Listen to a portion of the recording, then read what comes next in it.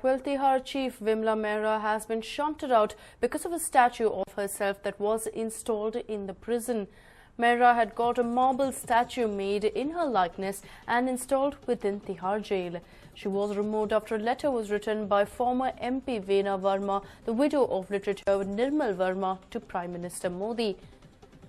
Well, Vimla Mehra's obsession with her own statue was such that it had even figured in Tihar's in-house magazine. It is understood that she named the statue as Vimla Ma and made all the prisoners bow down to the statue, and that's what's led to quite a bit of anger. It is understood that these pictures were released, and soon after that a former MP went on to go ahead and write a letter to Prime Minister Modi. Immediately the Home Ministry got active and went ahead and directed the Governor, Lieutenant Governor Najib Jung, to go ahead and take action, and Vimla Mehra has been transferred within 2 months of these pictures surfacing.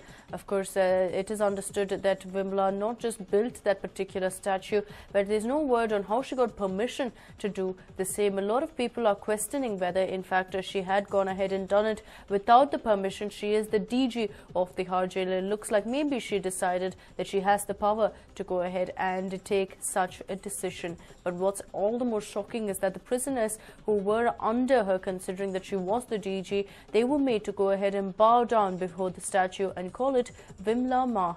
This particular issue has been raging for quite some time. There's no word on exactly when Vimla Mehra installed that particular statue, but finally she has been transferred and the statue has been removed.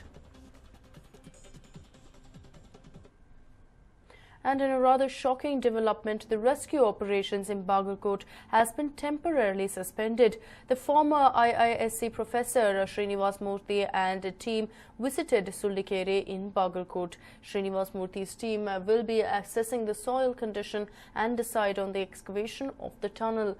After the farmers of Sulikere threatened to stage a protest, the district administration of Bagalkot temporarily suspended the operation to pull out the 6-year-old boy stuck in the borewell.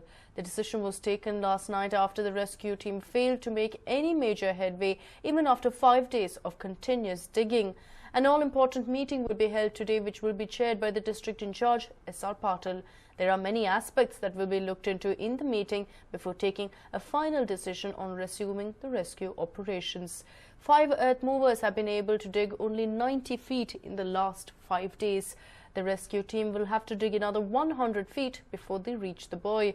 This means that they will have to continue digging for at least a week more.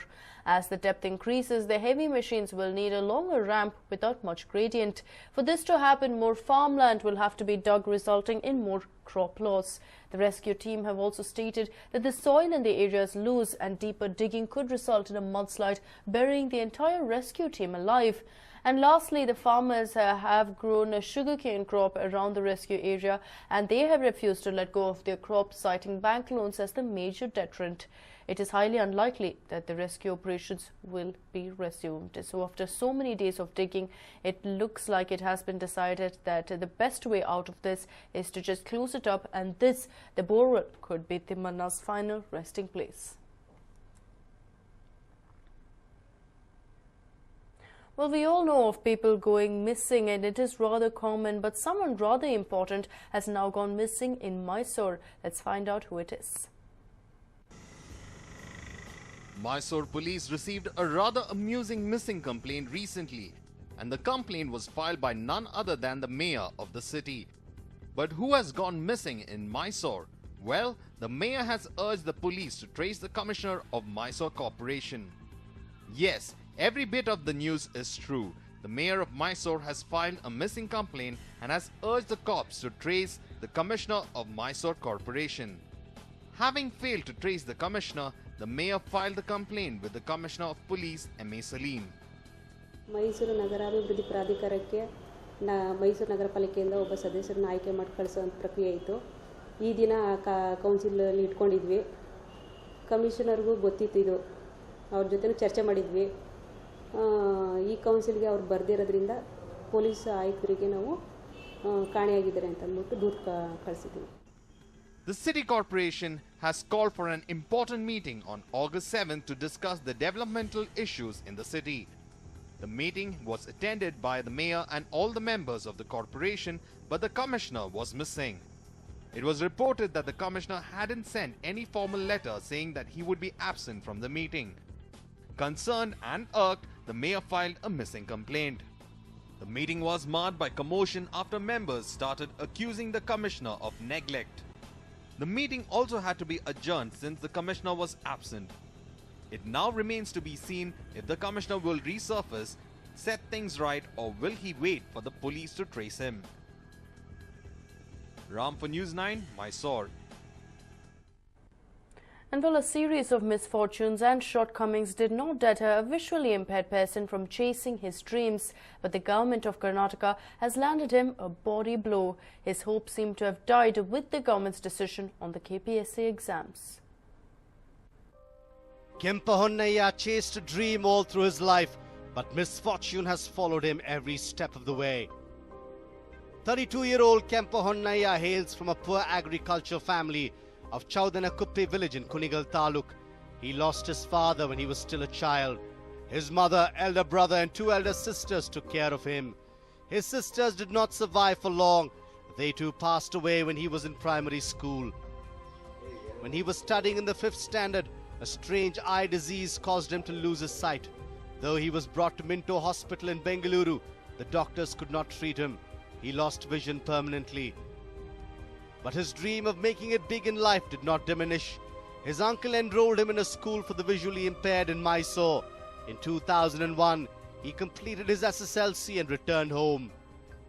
His brother then got him admission to Mahatma Gandhi Government PU College. His hard work paid off and he secured 3rd rank in 2nd PU. His brother then met with an accident in his farm and was rendered immobile.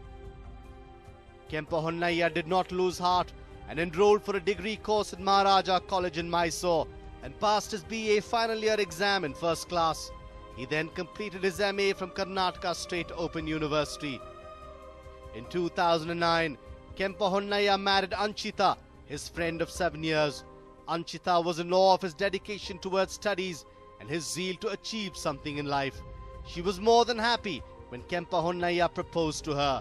The couple is blessed with 2 kids. ಈಗ 2011ನೇ ಇದಕ್ಕೆ ಎಕ್ಸಾಮ್ಗೆ ತುಂಬ ಕಷ್ಟಪಟ್ಟು ಓದಿದ್ರು ಅವರು. ಈಗ ನಾವು ಕೇಳಿಸೋರು ಅಂದರೆ ಕಾಣಿಸೋರು ಅಂದರೆ ನಾವು ಯಾವಾಗ ಬೇಕಾದರೂ ನೆನೆಸಿದ್ರೆ ಓದ್ಬೋದು, ನಮ್ಗೆ ಇಷ್ಟ ಬಂದಾಗ ತೊಗೊಂಡು ಬುಕ್ ತೊಗೊಂಡು ಓದ್ಬೋದು. ಆದರೆ ಅವ್ರ ಕಂಡೀಷನ್ ಆ ಥರ ಅಲ್ಲ. ಅವ್ರಿಗೆ ಟೈಮ್ ಇದ್ದರೂ ಕೂಡ, ಅವ್ರು ಫ್ರೀ ಇದ್ದರೂ ಕೂಡ ಯಾರಾದರೂ ಒಬ್ರು ರೀಡರ್ ಬೇಕು ಅವ್ರಿಗೆ. ಆ ಥರ ನಾವು ತುಂಬ ಕಷ್ಟಪಟ್ವಿ ಸರ್. ನಮ್ಮ ಮಕ್ಕಳು ಚಿಕ್ಕ ಮಕ್ಕಳು, ನಮ್ಮ ಮಗ 3.5 ವರ್ಷ, ಇನ್ನೊಂದು ಮಗ 2.5 ವರ್ಷ. 2011ರಲ್ಲಿ ಚಿಕ್ಕ ಮಕ್ಕಳು ಅವರಿಬ್ರು. The government provides an opportunity for the visually impaired people to appear for the KPSC once in 5 years. Kempahonnaiya appeared for the exams in 2006 but failed to get through. He then secured a job as a lecturer in a government PU college in HT Kote in Mysore. In 2011, he appeared for the KPSC exams again. He qualified and his name also featured in the first list. He was appointed as Tehsildar and was waiting for his posting before misfortune befell him again. The government decided to quash the 2011 selection list. The decision has left Kempahonnaiya and his family devastated. ಮತ್ತೆ ಪರೀಕ್ಷೆ ಬರೆಯೋದು, ಮತ್ತೆ ನಮಗೆ ಮೀಸಲಾತಿನೂ ಕೂಡ ಸಿಗಲ್ಲ. ಯಾವಲೋ 5 ವರ್ಷಕ್ಕೋ 6 ವರ್ಷಕ್ಕೋ 7 ವರ್ಷಕ್ಕೋ ಇವರು ಮೀಸಲಾತಿಯನ್ನು ನಮಗೆ ಕೊಡೋವಂಥದ್ದು. ಪ್ರತಿ ಬಾರಿ ನಮಗೇನು ಅವಕಾಶ ಇರಲ್ಲ ಅಂಥ ಅಭ್ಯರ್ಥಿಗಳಿಗೆ. ನಾನು ಇಷ್ಟೆಲ್ಲ ಓದ್ಕೊಂಡು ಇತರರ ಸಹಾಯದಿಂದ ಏನೋ ಒಂದು ನಾಗರಿಕ ಸೇವಾ ಪರೀಕ್ಷೆಗೆ ಬರಬೇಕು. ನನ್ನಂಥ 100 ಜನ 1000 ಜನ ವಿಕಲಚೇತನ ಅಭ್ಯರ್ಥಿಗಳಿಗೆ ಒಂದು ಸ್ಫೂರ್ತಿಯಾಗಿ ನಾನು ನಿಲ್ಲಬೇಕು. ಸಮಾಜದಲ್ಲಿ ಒಂದು ಐಡೆಂಟಿಟಿ, ಅನನ್ಯತೆಯನ್ನು ನಾನು ಗಳಿಸಬೇಕು ಅಂತ ಒಂದು ಮಹತ್ವಾಕಾಂಕ್ಷೆ ಇತ್ತು. ಈ ಎಲ್ಲ ಮಹತ್ವಾಕಾಂಕ್ಷೆಗೆ, ನನ್ನ ಕನಸುಗಳಿಗೆ ಈಗ ನುಚ್ಚುನೂರಾಗಿದೆ. Kempahonnaiya's dreams are shattered. He seems to have met misfortune every step of the way. His steely resolve is what has seen him through. He will need his never say die attitude to see him through again. Ram, News 9, Mysore. Moving on to the big news just coming in. An express train leaves behind coaches. Engine with 13 coaches moves up to 1 kilometer and leaving behind 9 coaches in Mandya. It is understood that this was the Mandya railway station. The train pilot drove ahead with only 4 coaches after links got disconnected. The passengers in the 9 coaches in Mandya railway station fortunately are safe. The incident took place on board the Mysore-Darbhanga Express while it was heading to Bengaluru. So it looks like yet another train mishap, but fortunately absolutely nobody being injured. It is understood that an engine with 13 coaches has moved up to 1 kilometer, leaving behind 9 coaches. Essentially only 4 of them, including the engine, moved. The train pilot drove ahead, not realizing that the links had gotten disconnected. It is understood that he had moved for nearly 1 kilometer. The 9 coaches were in fact stuck at the Mandya railway station. Fortunately, nobody was injured. This was the Mysore-Darbhanga Express while it was headed to Bengaluru when the incident took place. So it looks like the train pilot did not realize that there were links that were loose and they had got disconnected. He moved for nearly 1 kilometer, after which he realized that about 9 coaches of the 13-coach Mysore-Darbhanga Express had been left behind.